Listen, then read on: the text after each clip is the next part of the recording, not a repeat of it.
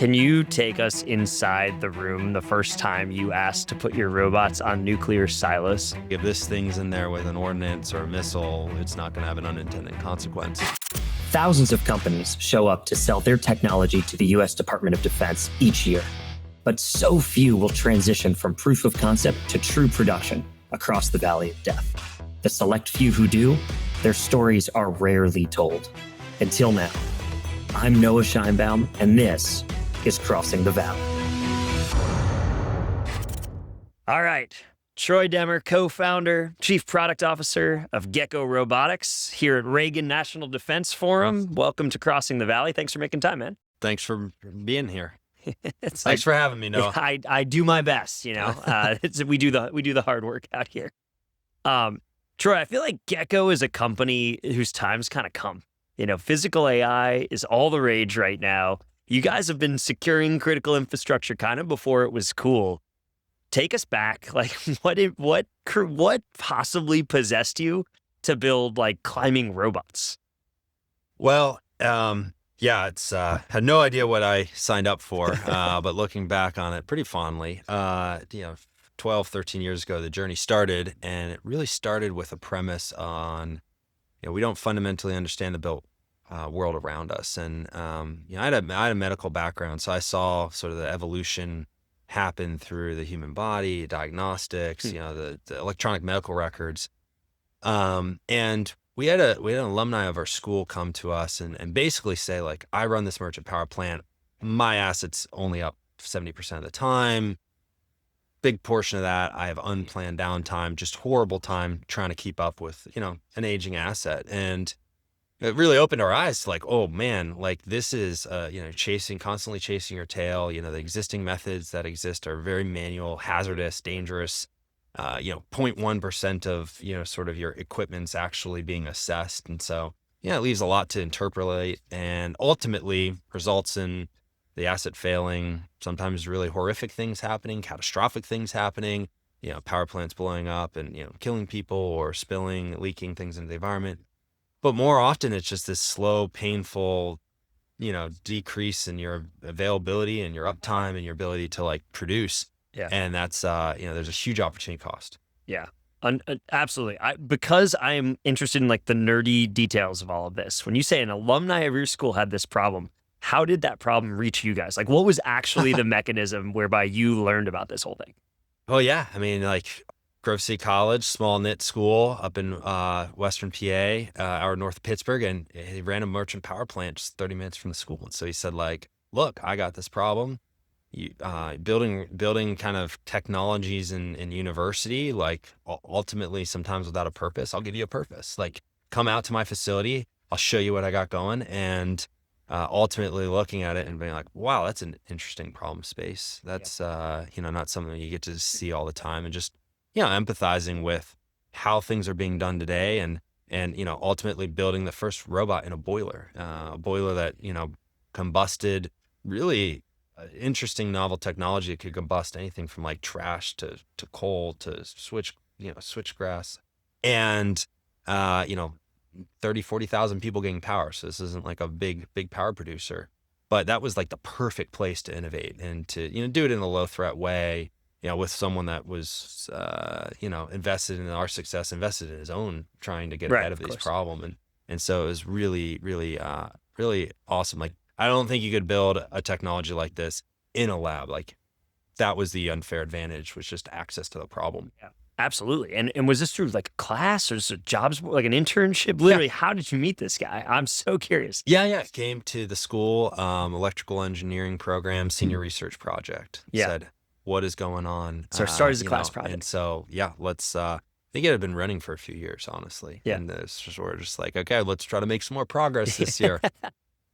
So much of what was built in that class actually translated to the company, but again, it was the important part was the access to the problem. But the relationship persevered. Absolutely. That's awesome. So how long do you think you were focused on just that first customer before you had something that was ready for a second? Yeah. Well, my co-founder, Jake, spent probably 2 years in that boiler and, could attest to just how hard it was to build something that, was better than the human experience in there, using a single measurement tool to, oftentimes off a rope or a scaffold to go and, do point measurement readings, interpret it on the Palm Pilot, this like acoustic physics waveform and say, oh, I think that's a problem. I think that's a defect. I don't know, and doing that sampling exercise 5,000 times. Not for the faint of heart, by the way, dangerous, elevated heights. And, but, being able to just incrementally work towards that problem to build a robot that could do one sensor, and do a full run without braking, to do 10 runs without braking. And so very iterative, like very much, learning engineering inside the environment, and then being able to, just expand scope, see different asset structures, see different types of materials, started to harden that platform over time. But, it was really that one boiler that, did the V1 of the robot and the MVP. And, yeah, I mean, it was the launching point to how we actually run the whole company, which is if we're going to solve a problem, if we're going to solve a big industry problem or a national security problem, we have to do it in the field. Yeah. We have now a lot of capability and technology we can bring to bear day one, but we're also trying to work backwards from a problem. And there's no substitute for doing that with proximity directly to that end problem. Absolutely. I mean, since we are at RNDF and, Palantir's name is in big bright lights here as the big top sponsor, do we call it forward deployed engineering? What do you guys call it? We drew a lot of inspiration from Palantir. Yeah. I think the forward deployed engineering title probably persists. There's other ones that we've developed as well that capture, forward deployed operating engineer, forward deployed operator, but we're standing on shoulders of companies that went before us to say you can work through these gnarly problems, these very complex problems in complex end environments and industries. And, the thing we think a lot about is what is the value being created? It's expensive to do that kind of work. Yeah. But the value creation is also enormous. And so it justifies that. And over time, it becomes more and more scalable. You have product primitives that, really start to be your leverage and your starting point for the next deployment after that. Yeah.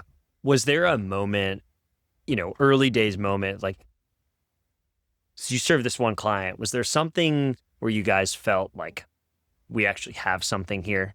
I don't know if you can really identify product market fit, but was there a moment of intrigue that was like, this feels like we've gone from science experiment to a company or a real nascent business? Yeah, well, it's a great question. There was the product validation, and then there was also the enthusiasm from humans. Make something that humans want was a YC mantra. Yeah, we actually worked in probably a half a dozen customer environments, bootstrapped, and just reinvesting capital that we had been generating from our customers. We went out to Silicon Valley. Sam Altman wrote the first check into the business. And what was awesome about that experience was like, the thing that struck me about that was like, okay, surrounded by all these other amazing entrepreneurs, some are second, third time founders, this sort of very much big ambition, delusional thinking, we're going to change the world.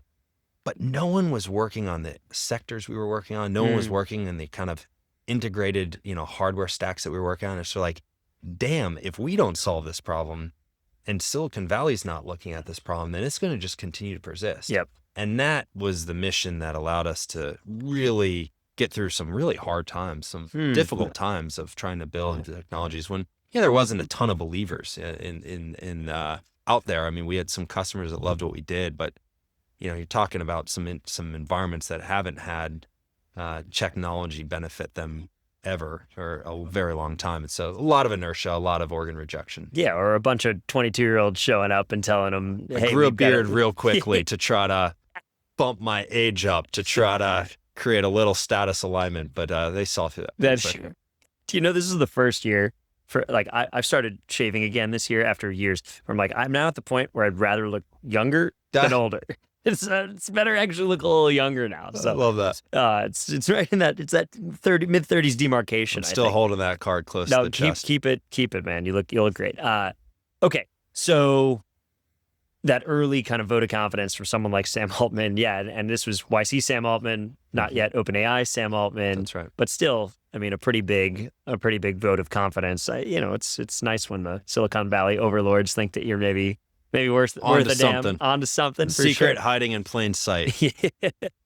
And man, I mean, if you're starting in this world now, it's certainly a different world. It feels like, from the business school background, instead of like HVAC roll-ups, now everybody wants to buy machine shops. That's like kind of the thing now. So we've come a long way in some ways, maybe not in others. Yeah, I mean, a long way to go. We still produce probably like 1/100th of the robotics in production that some of our adversaries do. But there is, I'm very bullish about the level of investment happening in the physical realm.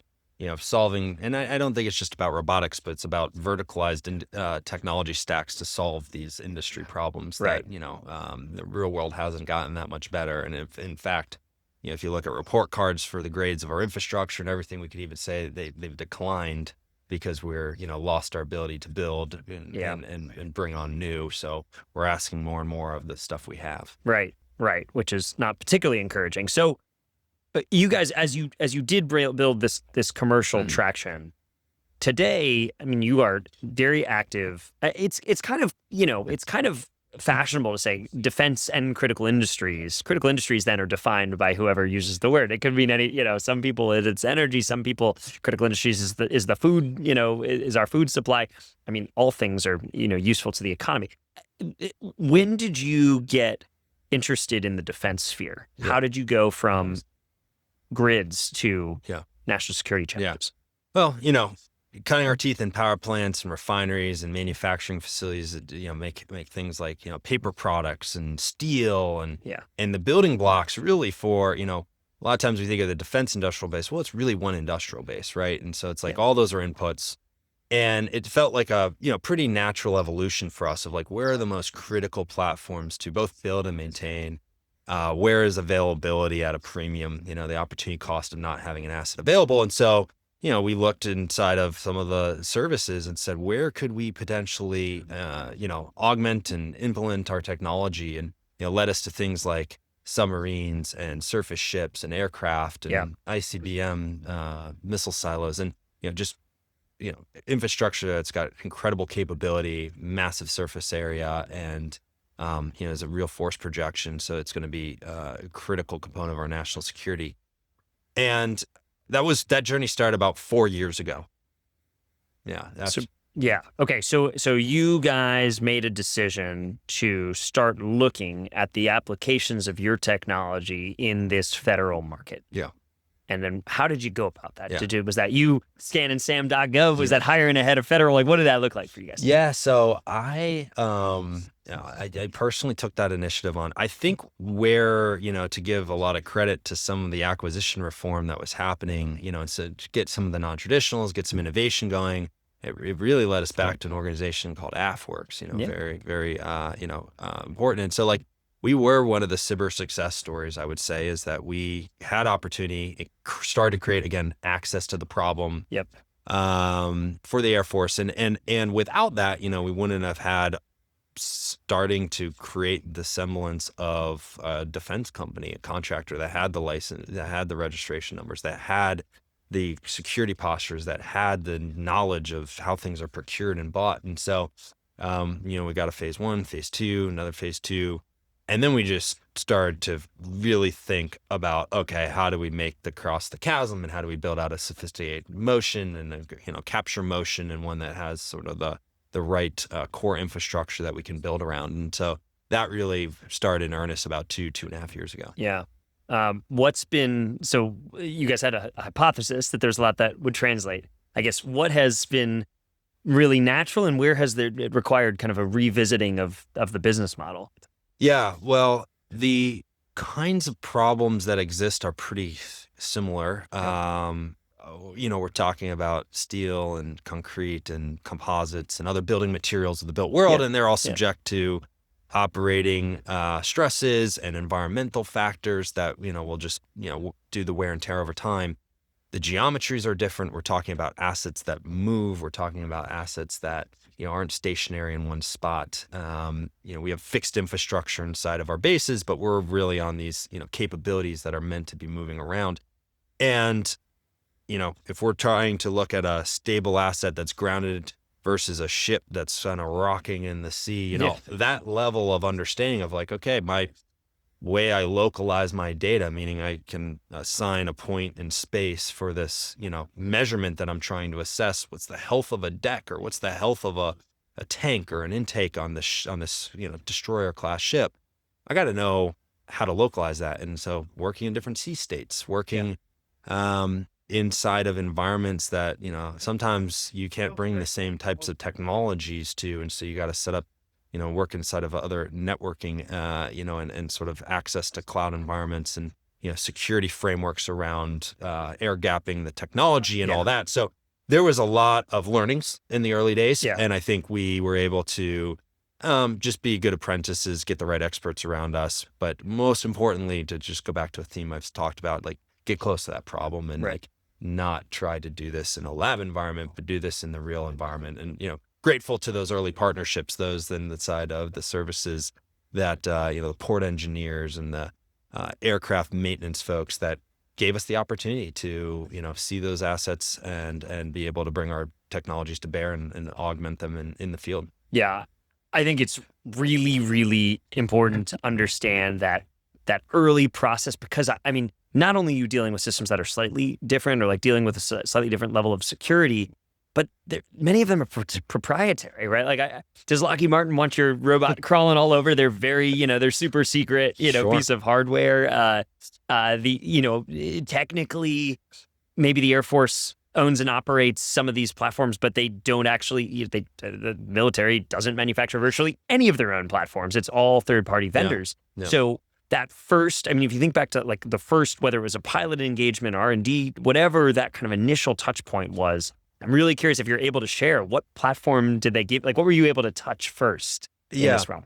Yeah. So that's a great question. I think, the pendulum has, and we've seen this on the commercial side too, of like the operators aren't necessarily the OEMs. And so, how do you, not just coming over and giving us the CAD designs. And so we're having to, do reverse kind of scanning to get an even sense of like, okay, what's our framework? What's the structure we're going to hang some of this data off of? But yes, the China model, so to speak. Yeah, it's a little less invasive than that, but all for the good of the mission. We kid, yes. It's I think that actually the OEMs want to know more about their platforms too, and they want to know about sort of the design for sustainment cycle and how to get life out of their assets. And so like, our first acquisition offer was from an OEM, because they saw it as a unique capability that could help them become more intelligent. So I think there's we're very like, there's a lot of symbiotic relationships there. There's a lot of good partnerships. But you said no to that first acquisition offer. We said no. We're still here. And was that a hard that one decision? came pretty early too, when things certainly would have been easy. That would have been the easy path to take. Yeah. But we've never gone the easy path. But yeah, to get back to the core of your question, thanks. We have we have thought about what's the information, the domain set of data that actually is needed to drive the right decision. And so like the first one that we did was actually the infrastructure for our ICBMs, our the ground-based part of the nuclear triad. And so that is government infrastructure. It's steel and concrete submerged silos, and we had some experience with other submerged assets and silos, kind of silo type of infrastructure. So that was pretty easy. And then as we start to move to these OEM kind of design platforms, that's where some of the additional coordination with the OEMs was required. But ultimately, at the end of the day, we start on the sustainment side. We start on the maintenance side, and we wanted to compress the cycle for getting that information earlier so that we could have a prescribed, roadmap. How are we going to design a work package in a depot or a work package in a dry dock availability? And by having that information, now we can have a prescribed repair plan, have scope, and that's cost savings. That's time in the schedule not spent trying to discover what's going on, crawling on hands and knees, ripping the asset apart. But if you go into that with that knowledge based, you can, have the materials, labor on hand, and just get to executing. And so that's been the big benefit in terms of improving readiness and in terms of reducing that time spent doing these maintenance cycles and lowering cost. Can you take us inside the room the first time you asked to put your robots on nuclear silos? What did that conversation go like? So, we were pretty creative about this. We did one that was a museum first that was turned over up in South Dakota to a museum. And then we got onto one that, was sort of like a test site up at Hill Air Force Base. And so it wasn't, sort of one of the operational ones. But ultimately, we were, doing a lot of tests on the robot to see what sort of electromagnetic frequencies they're throwing off. And, there are a lot of things that had to be done to make sure that, like, if this thing's in there with an ordnance or a missile, it's not going to have an unintended consequence. And so a lot of hardness testing, a lot of that sort of thing. And so, that's something that, the commercial customers didn't care about before. That's wild. I didn't even think of it. Yeah, you're using active silos. So there's actually something in there too. Wow. Well, kudos to you guys. You obviously did convince the powers that be that this was a safe thing to do. And the scale just sounds insanely huge. Where are you guys at in kind of that federal journey now? Like, in this show we talk about. It's called, crossing the valley. Really should be crossing the valleys, because we know there's multiple valleys. There's peaks and valleys of death for startups as they start to work with the federal government. What stage are you guys at? Yeah, so it's interesting. We have a number of contracts that are, in the kind of procurement color of money. We have a number of contracts that are on the OEM side of things. In a lot of ways, we went to the O&M cycles first because that's dollars that already existed. We didn't have to, figure out the necessarily work. Like, if we had a capability that could be used today to improve an O&M cycle, great, we can buy that in year. We don't have to set up this longer cycle. And being able to just methodically go from, a single ship. The first ship was actually at a destroyer class up at SRF Japan. So we went to a forward base. I think probably one of the reasons is that, like, you've got a little less capability resources at a forward deployed base. Like, the urgency to get things done and do things with creativity and innovation might be a little bit higher there than your mother shipyards here back at home. And so that afford us the opportunity to assess where is this best fit, and got us onto decks and things like tanks and intakes on these surface fleets, and allowed us to really scale inside of the first platform, which was destroyers. And then we were able to say, okay, let's move that. Where else do we have lower readiness rates inside of the amphib platform, and be able to assess similar structures there, well decks, and just start to grow in that capacity, and then move into the sub side of things, so SSNs, SSBNs, and be able to take similar types of technologies now. Instead of a nice pure side where the ship's floating, we can do a lot of this above water. We're talking about doing things while they're submerged and going into tanks and voids, and so we adopted technologies that, again, were meant to be on dry land, to be able to take the sensor package that already works and assess and gets the right types of information, and put them on a submersible, and be able to go, down to the depths, and be able to still understand where we're at in space and collect that high fidelity data. And so we're at various stages. Like, some things are sort of still being bought in the kind of, prototype kind of way. Other things are scaling, to the tens of millions of dollars of scope. And, we're constantly evaluating, like, what's the next set of assets where this life cycle management of the asset would be really helpful. How do you create this digital model of the asset, the structural health, the machine health, and starting to do that for the next capabilities too, in terms of Columbia class submarines, naval reactors, helping to build those modules more quickly by, again, putting this technology into the supply chain so that we can assess the health of what's going on as it's being built, assess the weld buildup, assess the forging, assess the foundry billet that's coming out, and ultimately to understand where's our anomaly, where's our potential defect. If we're going to create a defect early in the cycle, we're going to drag that through the whole process, and it's going to be a lot more costly to rectify that issue at the end than, somewhere in the beginning, and you can do an alternate design, you can route that out. And so it's a feedback loop to the welders, it's a feedback loop to how we're building. Then it becomes the starting place for how do we want to sustain and maintain this platform over the next 20, 30, 40 years, because we not just have that CAD design going back to the OEMs, but we actually have the as-built model. Wow. It's actually still mind-blowing to me, like how cool, like how crazy it is that you're able to get onto those platforms. And so the business model, really interesting, right? Those robots, when you're deploying them, whether it's on a submarine or it's in a silo, wherever it may be, does the robot live with the customer, or is it kind of like, is the deployment part of the service offering? Walk us through like the actual nuts and bolts of service delivery for you. Yes. Yeah, it's typically a capability that's bought. Yeah. Robot obsolescence is a real thing. Yeah. These technologies can become antiquated pretty quickly with the pace of adoption and iteration. But the flexibility that we offer Ford doesn't really matter who's deploying it. It could be our folks. We have a fully staffed up group of people that travel all around the world, deploying these robots and implementing this technology for deploying operators. And don't think it's patented yet. Yeah, no. Nobody's trademarked it. We might. You guys should get, if you're at home, trademark that before they do. I'm looking at some of the folks that started that right now. They're giving me the evil eye. Yeah. But all that to say, we also have like the end customer, third parties. It's very easy to train up someone on how to use this technology, how to go collect the data, and then we've been able to segregate, in most instances, the analysis of the data, and then that allows for an expert to come in. Now you can have a much more seasoned, trained person to review all that data. It's interrogatable. You can interrogate it, you can audit it, and that's, I think, some of the value too of making this really scalable and making this something that can be deployed into all types of environments. Yeah.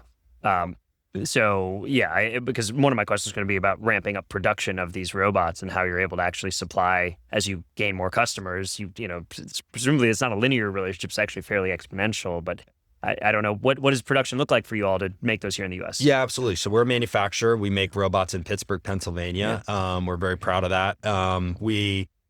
I think it helps us too in the customer base we serve of, understanding the challenges of going from a prototype to a production level scale up in that way. And I think there's a lot of, new kind of companies coming into the defense ecosystem that are building, these capabilities and looking for that low rate to full rate production scale. But at the same time, these robots are, sometimes they're resident to their environment, but they can also be reused. And so it's actually very helpful to be able to move those technologies to where they're needed and to be able to get more use out of them. And quite frankly, I think a lot of companies have bought, and we saw this on the commercial side, bought robotic technologies. They thought they were going to use them and they're unemployed, Unemployed robots. Unemployed robots. Can you believe it? Gosh. We're probably 95% unemployed robots. You heard it here first. The 2020, when's our next election? 2028. The 2028 presidential election. We're going to be watching the unemployment rate of robots. We're going to have to track our unemployment rate of robots. Wow. But yeah, we want to commission those robots. We want to task those robots. We want to use that with data and, to be able to get into different types of robots that, take on more sophisticated techniques. Today we're largely in the health assessment realm, and there's a lot of opportunities to go the next mile and think about how do you do material removal and material additions. And there's other players in the ecosystem, and so we're partnering. We don't have to build everything ourselves. Yeah. Man, the future's so cool. Yeah, the future is going to be a good thing. That's my takeaway from all this. We could talk another hour here. I know we got to get you out of here. Let me ask you one more thing, because you talked about the ecosystem. Mm-hmm. And one of the questions I love to ask is, there's a lot of people right now who are excited about critical industries. They're excited about building things in this country. They're excited about defense, national security, et cetera. What is your call for startups here? If Gecko was doing a YC style call for startups, what are the partners that you guys need Yeah, I think it's a great thing. And I think, tech insertion's hard, critical industries, defense, national security. I think that's the thing that's often overlooked is like, I'm going to build something that I think is awesome. And then how does it get integrated? How does it get, and so thinking about the right model to get your technology actually adopted, actually being used and doing that in a way that, doesn't sort of like, flow upstream to the current processes and ways of working. And so I think, just being able to change being able to work with the tech warrant community on requirements. And so we'll be able to show like human versus machine. Let's qualify this. Let's figure out how to actually implement it into this ecosystem, of the shipyards or, the fab shops. And so I think there's just got to be a lot of empathy there of like, in order to deploy technologies here, it's not just pushing code. You got to meet the physical realm where it's at. And so I think just the call to, more integrated technology stacks that have a sort of mindset on how am I actually going to implement this? How am I going to change this for the ground level? These insights might benefit the enterprise, but if it doesn't work for the people on the ground, if it doesn't make their lives easier, you're going to get organ rejection. Yeah. I think that's a good enough place as any to leave it. Hopefully inspiring some folks to get in the game out there. If folks want to learn more, want to follow the company's journey, want to follow your journey, where should they go? Well, we're on all the social platforms, and we've got a website, geckorobotics.com. Look us up. We'd be looking forward to meeting you. All right, Troy. Thanks for making the time. We'll see you Reagan next year, maybe. Absolutely. Thanks, Neil. Right.